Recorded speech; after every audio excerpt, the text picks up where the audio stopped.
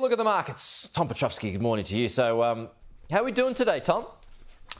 Pete, well, the futures are pointing to a slight decline at the start of trade, down by 0.1%, although worth pointing out that there wasn't much in the Northern Hemisphere to hang one's hat on, because we had the US markets enjoying a long weekend, the Labor Day long weekend. So under these circumstances, you tend to see markets a little bit becalmed. That was certainly the experience. The futures market in the US drifted higher, the S&P 500 and the Nasdaq up by a little over 0.1%.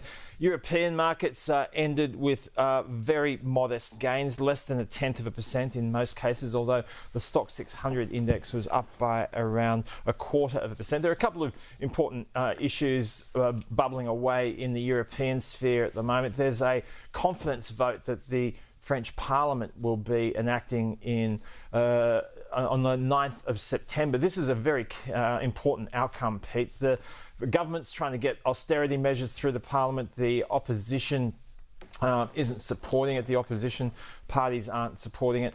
We could see this vote fail, which would put things in a very precarious situation. But for the markets, what it means is that interest rates are drifting higher across Europe, and that could be a stumbling block ultimately as far as stocks are concerned. So that's something to keep an eye on.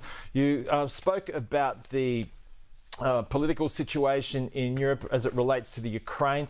This has basically been quite supportive for European arms manufacturers, and one of the largest in Europe is Rheinmetall, and that organisation was up by around 3.5% last night.